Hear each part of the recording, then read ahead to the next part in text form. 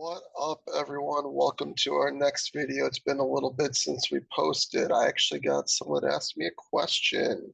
He wanted to know, or the way I'm going to phrase the question, I should say, is he wanted to know what's the difference between sit and go versus like a regular fantasy football draft when it comes to QB drafting. He specifically talked about or asked about should you care about the plus 300 yard, the extra points for 300 plus yards when it comes to DraftKings scoring for QBs was a part of his question as well.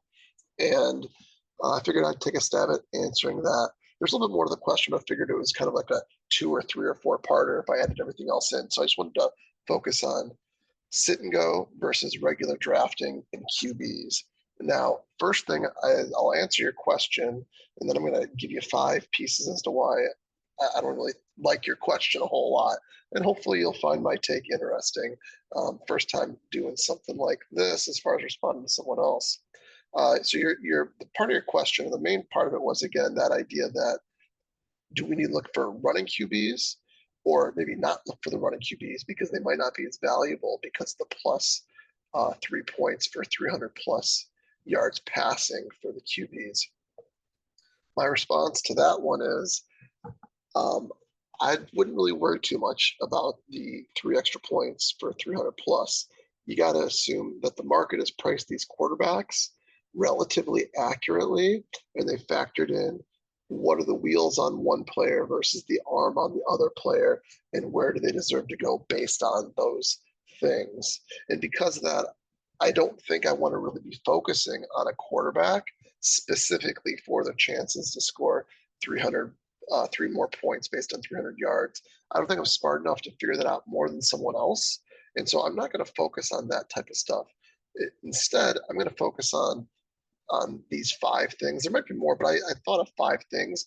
And what I'm showing you right now are the drafts that I've done in the sit and go variety that were kind of shown on the channel so far.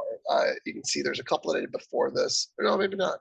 This is 1 through 12. So this might be all of them. I've transitioned over to the tournament ones as I got as those started to open up. But 5 things that I think you want to look at that I think will be more valuable than do they get a lot of yards or not to get the 3 bonus points.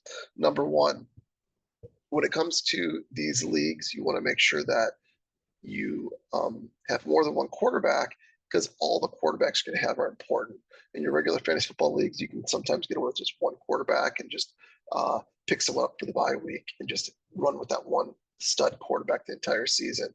In these leagues, it's best ball, so the best score wins. And so you ideally have one quarterback that's going to get you scoring for a lot of the weeks, but you need a second quarterback not only for the bye week usually, but also in case your quarterback gets hurt since you can't pick up another one. Or if that quarterback has a bad week, ideally your other quarterback has a good week.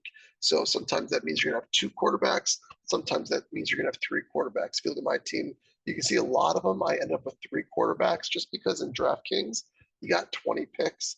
And a lot of times you feel like you have a built out team, or maybe there's good value, or you just kind of got burned in the past. You want to have a 3rd quarterback. Who knows what it is? You end up with 3 quarterbacks on a lot of teams. So the second quarterback matters. The 3rd quarterback matters. Number 2, don't get boxed out. In these DraftKings drafts, I found at times that if you were trying to wait for value at quarterback, sometimes it would never come. I got a couple examples in here where it wouldn't come. Look at this. I got this team with Lamar Jackson, and I ended up with JJ McCarthy. This team's in a lot of trouble now because I waited and waited and waited, ended up with JJ McCarthy, and I liked it kind of until he wasn't going to start the season. Then he might not start at all, and now he's out for the season. Here's another one where I had JJ McCarthy as my bailout pick also. So you can see I did a number of JJ McCarthy's on these teams. I thought he was an interesting pick late, and it is going to hurt me on these as 3 of the 12 teams have JJ McCarthy on them. That's not good. That's 25% teams for some quick math right there. So don't get boxed out. If you see that quarterbacks are getting drafted way early, don't be afraid to take one a little bit earlier than you need to in these drafts. Number 3, correlation is important, but not too important because it's sit and go. So you probably hear about like having stacks, having a quarterback and a wide receiver or a tight end or a running back or multiples all on the same team. Now, in your tournaments, it's super important because usually you're going up against a bunch of other teams in the end, and you want some core, especially if it's large field tournaments, and you want to have a number of players and hope that something goes right in a specific game. You're talking stacks, you're talking bringbacks. Bringbacks are like a stack on one side of the game and then a player or two on the other side of that game. And you hope that game blows up and your players get taken along for that ride. Now, in these sit and go tournaments, the correlation and the stacking is important, but not as important. So why is it important? It's important because we're playing for first place, ideally. And if you have a quarterback that hits for the year, ideally the corresponding pieces that you drafted with that quarterback also hit for the year. So let's take a look at some of these teams and see if we can get some examples here with that. In this team here, I have Jordan Love, and I have Dontavian Wicks, Luke Musgrave, Marshawn Lloyd, Tucker Kraft, AJ Dillon. Now, you can also go overboard with it as well. A lot of these are low-end players, so I don't think it's worrisome to be overboard. And some of these drafts maybe aren't even the prettiest anyways, but they're good examples. You know, I learned a lot as I was going through these on what I should be doing, should be doing. So I definitely made a lot of mistakes on these. Or for example, Lamar, this is an obvious one, Lamar Jackson, Mark Andrews. A lot of times you can follow up with like someone like Rashad Bateman, Devontae Walker, things like that. Let's look at this one here. We have Baker Mayfield and Joe Burrow. We do T. Higgins right here. We have, do we have any? So we can see we have like a naked Baker Mayfield right here. That's probably because I didn't want to get boxed out of all of the QB, so I just had to take one eventually, right? And maybe I should have been a little more aggressive and grabbed one earlier. So this is a good example of that. Lesson number 2. Go to this side over here. We got like Dak Prescott. A lot of times you get Dak Prescott. You got like CeeDee Lamb. Maybe have Ferguson or both of them. So I have Dak Prescott, CeeDee Lamb. I might have also thrown someone down here, a Jalen Tolbert as well. So you're hoping, and then it probably becomes even more valuable with your lower end quarterbacks because they're going to hit probably no matter what. But if you're betting on these lower end quarterbacks, if they hit, and then also with someone that's not even like the highest drafted player, that's when you're really going to see some awesome picks. For example, Will Levis and Calvin Ridley. You know, Calvin Ridley isn't one of my first couple picks. So if he hits with Calvin Ridley, that's going to be really nice. Or Daniel Jones, Malik Nabers, again, because I'm drafting these lower end players, and it's like double or triple multiplied when you do that, as opposed to, let's say, for example, you draft Jalen Hurts and AJ Brown as your first pick and your third pick. I mean, they're already priced in to blow up. And while you'll see some benefit from both of them, I don't know if you'll see as much benefit from those two as you will from getting those correlations with your lower end players. You don't want to go too over the board with it. You don't want to reach too far because you're not playing for only 1 week. You're playing for all the weeks. So correlation matters. You want your teams to play above their expectation. Then your team pulls ahead because of that. Also, in any given week, let's say, for example, you have a QB and 2 wide receivers, something like that. Maybe you ping pong back and forth. It's 1 wide receiver 1 week, then it's a different wide receiver the next week, or a different tight end the next week, or something like that. And sometimes when you're doing this, you don't even need the QB, by the way, but we're talking about QBs here. So that's the correlation is important, but not as important for sit and goes. But still look to do it if you can. Don't overdraft. Like, don't draft someone much higher than you need to make that happen. Number 4. You were talking about running QBs. So we're gonna actually talk about running QBs here a little bit. And number 4, running QBs can be a bailout. What I mean by that is maybe you haven't had a chance to get a stack going with a QB because your QBs have gotten sniped on or whatever it is. There are some running QBs later on that can be bailouts. For example, maybe you drafted a bunch of early wide receivers and for whatever reason, all of the QBs have already been snapped up for your wide receivers. You can go and grab Anthony Richardson and be like, you know what? I know that it's going to be tougher to correlate here. Let me just get Anthony Richardson right away. So even if you don't like him, that's a reason to maybe take him. I think he's a pretty good pick, by the way, anyways, probably, but there obviously is risk behind that pick. Or later on, we're talking now around like 9, round 10, usually these days, is Jayden Daniels. Maybe again, you haven't correlated a stack to QB or your second QB with your players yet.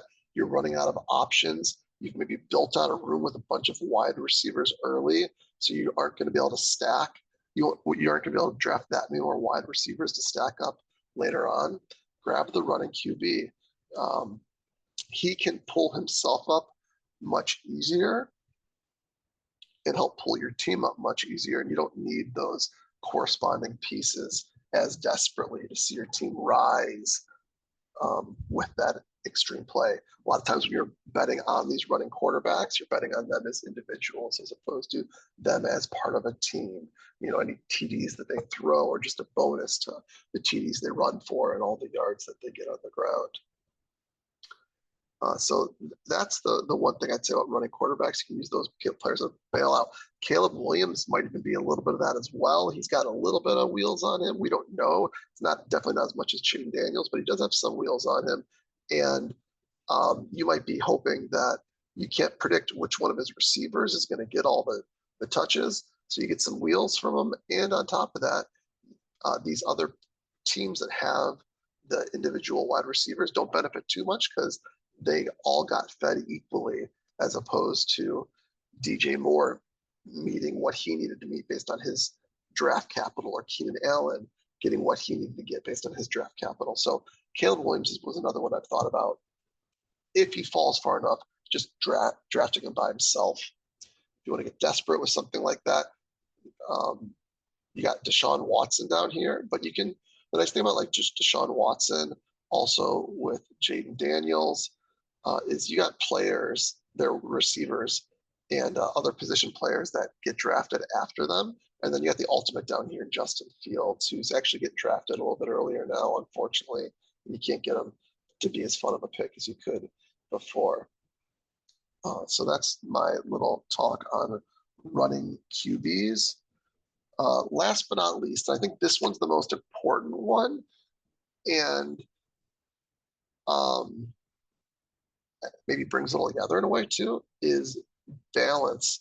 Make sure that your team has balance, and that's not only, that's probably almost mostly important in a position like quarterback, because you can only have one playing every week. The other one can't get into your flex. So the other one's just sitting on the bench no matter what. Usually you don't want to have two quarterbacks that are drafted too early, and you don't want to overinvest in the position overall with 3 or 4 quarterbacks if it doesn't make sense. So if you look at these teams here, you can see that with this team here, I drafted 3 quarterbacks, but they're all relatively late round quarterbacks. Right here, I drafted 3 quarterbacks with, again, maybe like a mid and 2 late round quarterbacks. This one here, I drafted 3 quarterbacks and again, an early and then a late and a late round quarterback. Again, some of these I got sniped, and I wish I had 3 quarterbacks on some of these teams, and I don't. This one here, I drafted 4 quarterbacks, and unfortunately, one of them is injured here too. But you can see they're all so late round quarterbacks that I think you can even draft 4 in some situations if you filled out an awesome team up front, and you just want to make sure that you have a quarterback that is giving you a respectable point total. This one here, I got 2 quarterbacks, and I'm betting on them, at least on one of them rather heavily. I think both of them on this rather heavily. So this is some crazy stacking. It is a fun team. Hopefully it does something. You can see here that I have Anthony Richardson with Josh Downs, A.D. Mitchell, And let's see, anyone else? Maybe I have someone else, but at least those two. And then I have Caleb Williams here with Rome Odunze and Keenan Allen and Cole Kmet and Roshan Johnson down here. And so this is one where I have one early round or relatively early round, one mid round, and I have such heavy correlation with them that if they don't do well with the players they're hopefully rising with or bringing with them, this team's dead in the water anyways. So why not at least focus on what I got there and again go for first place on the team. So that gives you an idea of what it means to have some balance. You don't want to draft too many too early. And if you draft them really late, you can draft 3 or 4 like you saw on some of my builds. I'll give you one bonus one as well. The bonus one is looking at different platforms. There are some platforms where there's sit and go with weekly payouts as opposed to just a end of season payout. So take a look at the settings. DraftKings is only a payout at the end. There are no weekly payouts. But if you have weekly payouts, that's a reason to maybe prioritize your correlation just a little bit more than you would in a DraftKings league. You don't want to do it too much probably because again, most of the money is probably being paid out at the end of the season. But if you're getting these little payouts on a weekly basis, and you can get a team that's more likely to meet the top of the scoring on that weekly basis, it probably makes sense to break some ties with some more correlation. So there's 5 things that you want to know when it comes to drafting sit and goes, and a bonus one compared to your regular fantasy football leagues. I hope this helped you. Give me some feedback. Let me know if you liked it, and I'll see you on the next one. Peace.